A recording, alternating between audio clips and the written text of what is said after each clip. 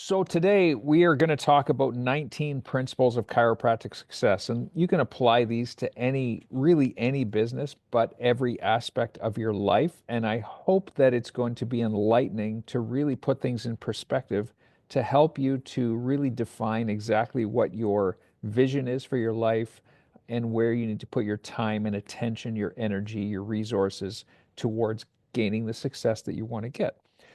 So I'm going to go through these relatively quickly.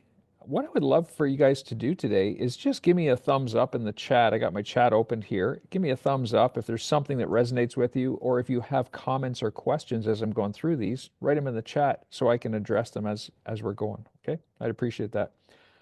So the first thing, 19 principles of chiropractic success. So the number one thing that came to my mind on this is to be misunderstood. And why I say that is because we have this magnificent principle that we practice with. It's the foundation, our philosophy. It's really what we stand for.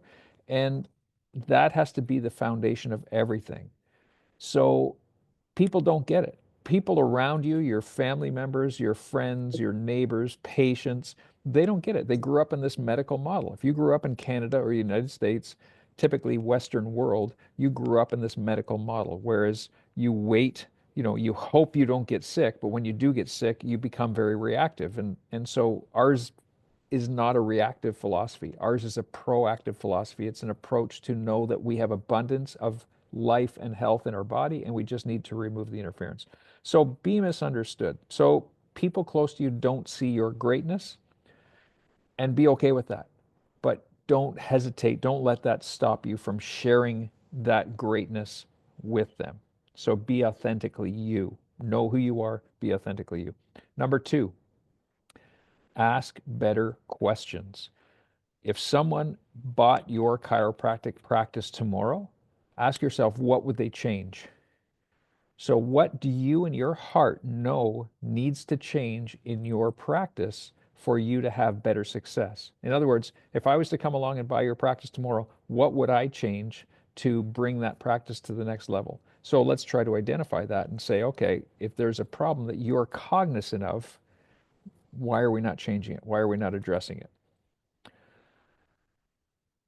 And the other thing with ask better questions is use that philosophy, the Socratic method, in all of your interactions with your staff, with your team, with your patients, even with your family, rather than trying to tell them what you know. Ask them what you think you want them to know, or ask them their position on where they're coming from. And you tend to have much better success if you get good at asking questions and you can direct the conversation. So that was number two. Number three, be resourceful. So this is a really big one. And I mean, you'll know in yourself that many of us become control, it's our practice. We want to control everything that happens, and we tend to micromanage our teams. I was guilty of it. I know many of you are guilty of it. We've talked about it on our calls. And my suggestion would be is get yourself to a place where you can empower people to solve problems. Share a vision with them, empower them to solve problems. And here's a good idea is to give them a resourcefulness budget. So in other words, if there are problems that are within that resourcefulness budget. For example, my head office CA, she had a budget of $1,000 a month for office supplies. So if there was something we needed, if there was something that happened in the office, if somebody needed a new chair or there was something that needed to be fixed, she had a budget of $1,000 that she could just make the decision without having to ask me or Kim or anybody else to go and spend that money to fix that problem. It gave her authority. If there was a problem that was beyond that budget, then obviously we would have to have a meeting about it. But at least it took that onus off my mind. I don't want to be bogged down. There's only so much mental bandwidth that we all have, and our focus needs to be on caring, compassionate, serving our patients, educating them with the principle, and managing our business. Number four. Oh, here's actually going back to number three. Here's a really interesting one. this is something, and I read about this about Elon Musk, and of course, you all know who Elon Musk is. His vision, and if you don't know this, his vision is to habitate the planet of Mars. He wants to form a human colony on the planet of Mars. Well, how's he going to do that? He has to raise an incredible amount of money. Well, his vision stimulated him to create Starlink, which I'm sure you've probably heard of, which is a rural internet provider. He's launched now, I don't know how, hundreds and hundreds of satellites that provide internet service to rural areas. So he has really facilitated the idea that internet can be a global thing. So there's nobody on the planet that can't get internet now because of Starlink. And I think it's unbelievable. And Starlink is just taken off. So the amount of money that he's raising for Starlink is being funneled to facilitate this dream, this vision of habitating Mars. I think that's absolutely brilliant. So have that resourcefulness budget. Um, Number four, give to get. So if we want to create anything in our life, if we're lacking something, whether it's love, whether it's money, whether it's opportunity, whether it's kindness, whatever that is, for us to gain that, we have to first give it. So the window that you give through is equivalent to the size of the window that you receive through. So start giving more, help others with their lives, and it all comes back to you full circle. Number five, take extreme ownership. So when you start taking extreme ownership, then it's not the things that happen to you that matter. It's always how you react to them. So even something as, and it's all mindset, even something as simple as somebody rear ends you when you're sitting at a stoplight and somebody rear ends you, it's completely not your fault. But you can be all upset about the situation and oh, what happened to me and oh, look at the damage of my car, or you can just look at it from a perspective of how did I create this situation? And it seems almost a big stretch to think about it that way. But if you can apply that thinking to anything going on in your life and take extreme ownership of it, whether it's a problem with your team, whether it's not getting the results in your office, whether it's a relationship issue, how did I create that problem? You have full control over what you can control, not the situation. And that way you take extreme ownership, and it's really a freeing type of thought. Number six, learn, do, teach.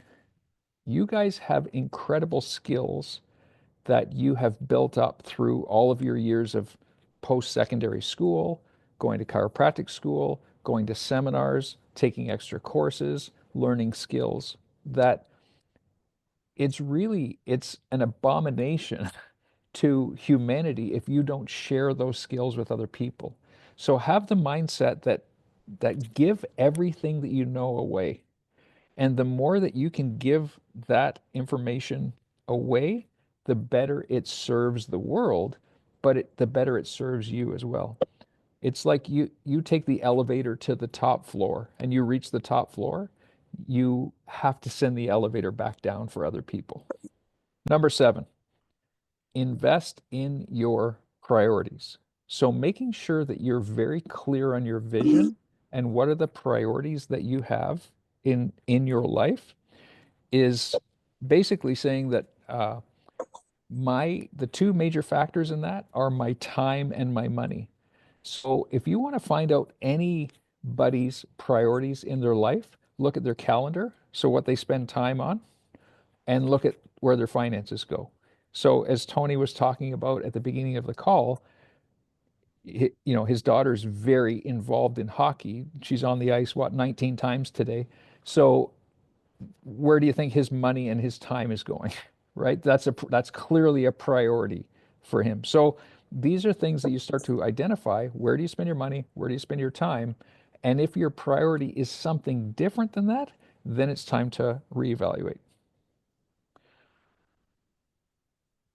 Ask for bigger problems. This is number eight. Ask for bigger problems. Embrace the problems that you're going through now because they help you grow. And the bigger problems that you have, is a sign that you have already achieved bigger success. And here's an example. Oprah Winfrey, relatively recently, had a lawsuit launched against her for $1 billion. So you can imagine the stress if you've got a major conglomeration coming after you for $1 billion lawsuit. It was something that she had said on her show or a show that she'd had that really diminished the food industry. So there was an accumulation of the food industry that came after her, hired some high-priced lawyers, launched $1 billion lawsuit. And when she was interviewed about that $1 billion lawsuit, she actually said no. She said, I'm actually grateful for this $1 billion lawsuit because you don't attract $1 billion lawsuit unless you have the net worth of $1 billion or more. And so it was a really interesting perspective. So embrace the moral of the story is embrace your bigger problems because as you grow, you attract bigger problems. That's just part of growth. So accept it and embrace it.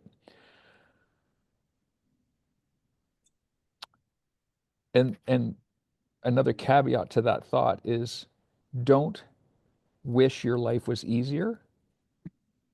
Start to become better to deal with these problems at a higher level. Number 9, everything is a blessing or a lesson. Everything is a blessing or a lesson. So again, there are no failures. You either succeed or you fail, but if you fail, it's a learning experience and you grow from it. So accept the failure. So I guess what I'm saying with that is don't be afraid to take chances. Don't be afraid to make changes because you always learn from them and it helps define your direction. John Maxwell, the author, said that sometimes you win and sometimes you learn. Number 10, scare yourself every day. We often live our life in this comfort zone. And when we're in our comfort zone, we tend to want to stay in our comfort zone and not try things outside of our comfort zone because it's uncomfortable. There's fear, there's lack of trust, there's, the chance of failure. But if we have this mentality that we're willing to scare ourselves every day, that simply just helps us grow. So the quote is here is that the cave that you fear the most to enter holds the greatest treasure. So don't be afraid to start taking chances. You guys are in your regular routines and life is good and cozy and you're sitting in the hot tub, sitting in the jacuzzi, having a great time. Don't be afraid to step out of the jacuzzi and walk out into the snow. It's uncomfortable, but it will help you grow.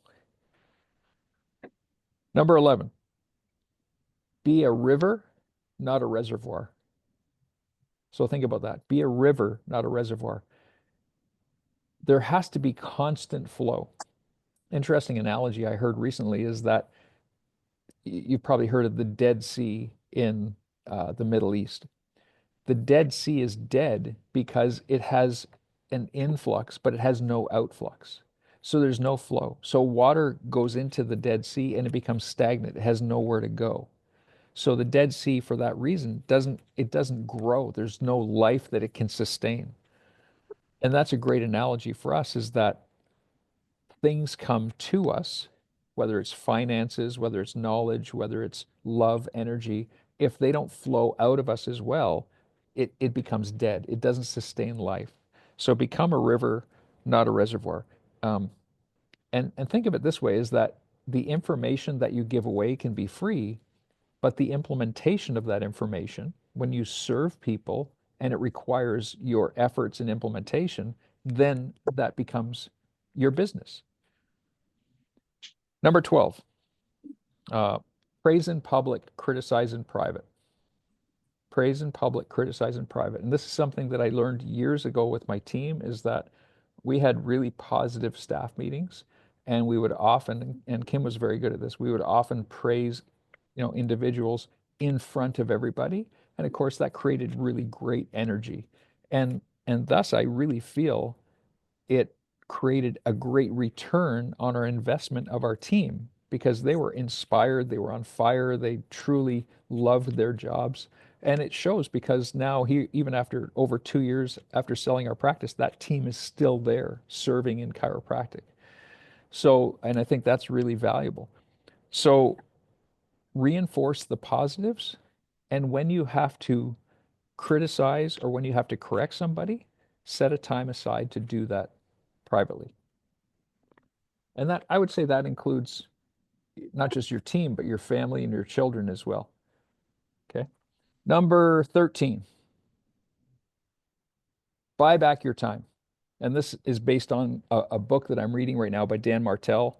And he talks about how uh, most people spend time to save money.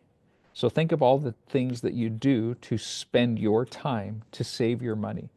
Well, realize you're all high level people and your when you figure it out, your hourly wage, if you haven't done this, it's worthwhile to figure out your hourly wage, the number of hours you put in to your office, to your team, to serving on a weekly basis versus the income that it creates or the profit that it creates, and work that out to an hourly wage. And there are tasks that you do on a daily basis that are way less than that hourly wage that you could farm out or hire out to people for an hourly wage that is much less than your calculated hourly wage. And it's worthwhile to start doing that because that frees you up to have time to serve at a higher level, to earn your hourly wage in a different venue or a different aspect, or put more time and effort into or onto your practice.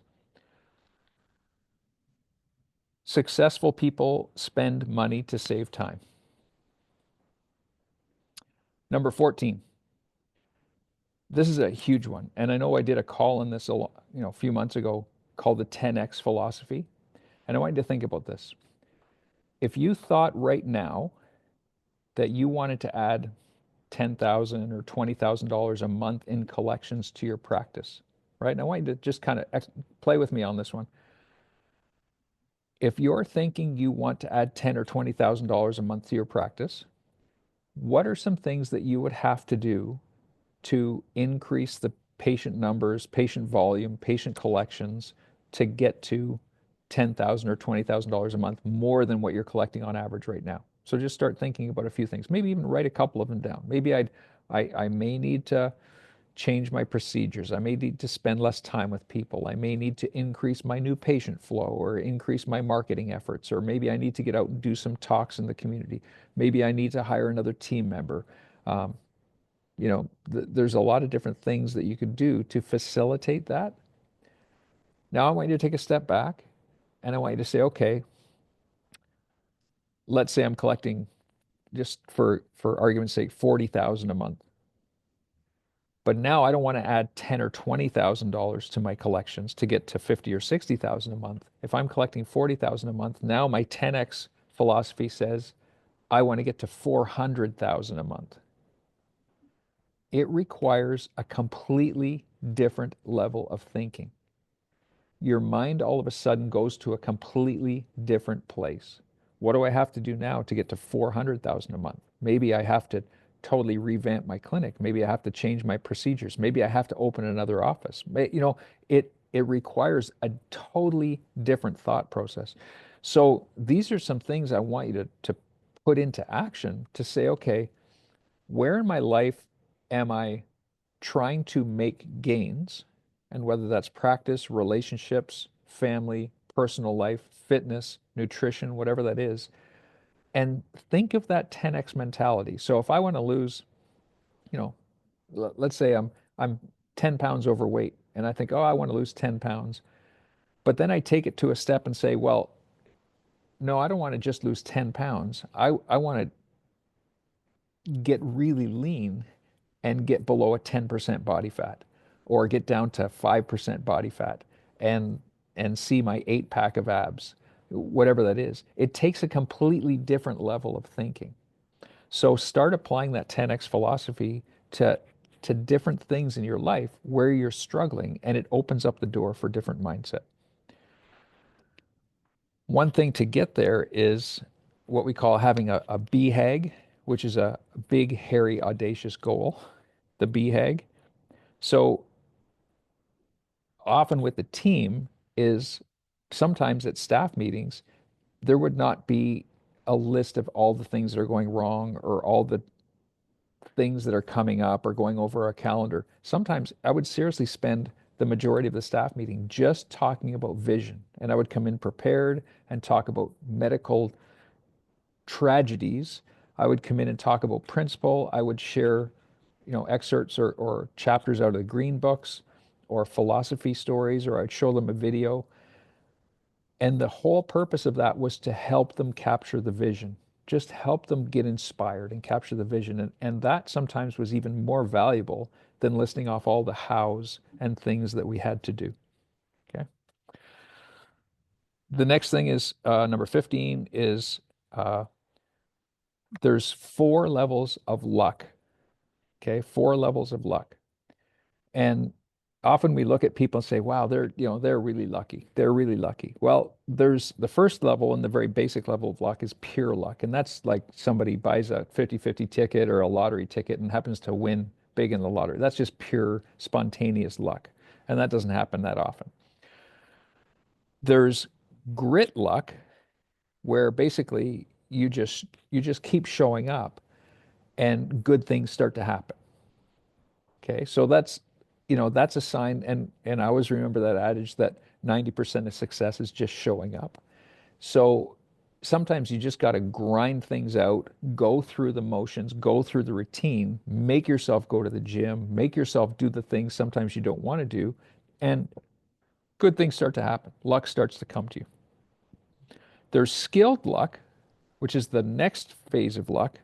And that is where you start to become very good at what you're doing. You become good at public speaking, you become a good communicator, you become a good adjuster, you become a good parent, a good family member, a good father, a good mother. Um, you just become really skilled at everything that you stand for, and you start to attract luck. And then the fourth and highest level of luck is something called prepared luck, where all you're doing is you're training for the opportunity.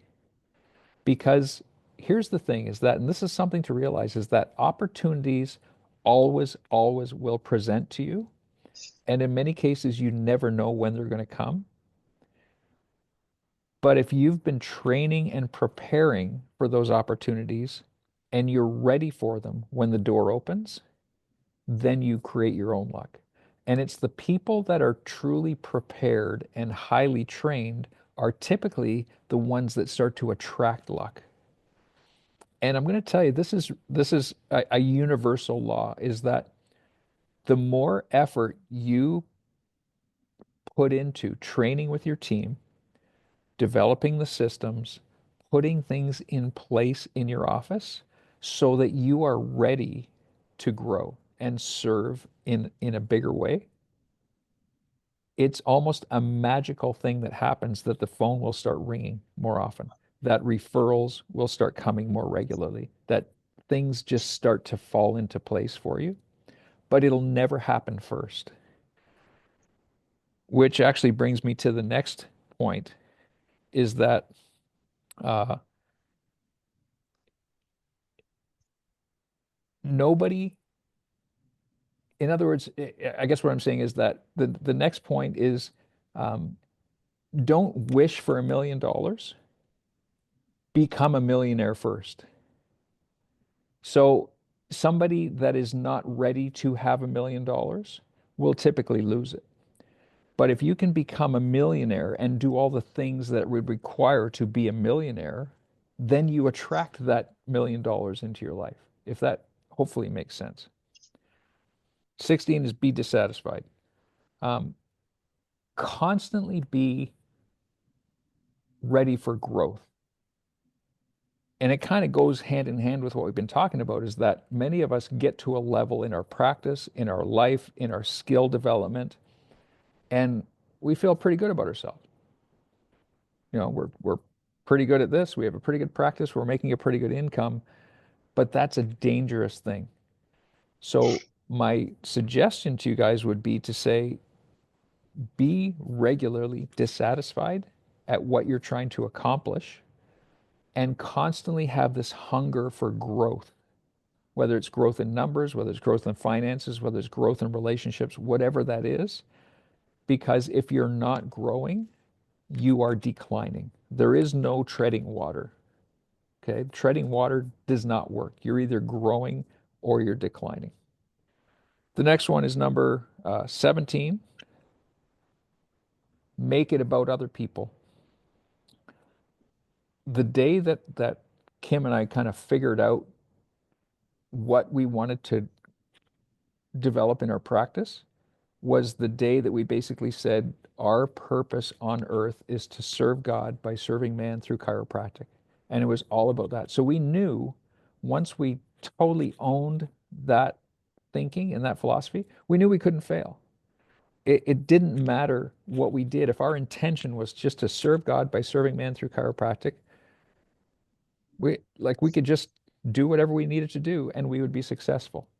And so everything that we put in place was based on that philosophy. So we just decided to make it about other people. We're serving people because that's what our mission is here on earth. And we just created a place of service. And the thing is, realize that happiness and fulfillment only come to you when you can give it away. When you can give it away for the service of others, that's when you gain true happiness and fulfillment. So happiness is not a destination. It's really a journey. The next one is number 18 is think in decades, not days. So for those of you who haven't created a long-term plan for your life, and listen, a long-term plan doesn't have to be written in concrete, but to have some sort of an idea of where you're going rather than the next month or the next 3 months or the next 6 months, what is the long-term plan? What do you foresee for your life and your contribution here on the planet Earth? And then the last one is number 19 is uh, there's no place to get to. So decide now just to feel enough. Um, your self-worth, your success is all a journey. And so just enjoy the journey. Like if whether you've set your goal to make so much money, or whether you've set your goal to see so many people, or whether you've set your goal to accomplish something, enjoy the journey. Like be hungry to constantly expand that journey. So I hope that's helpful for you guys.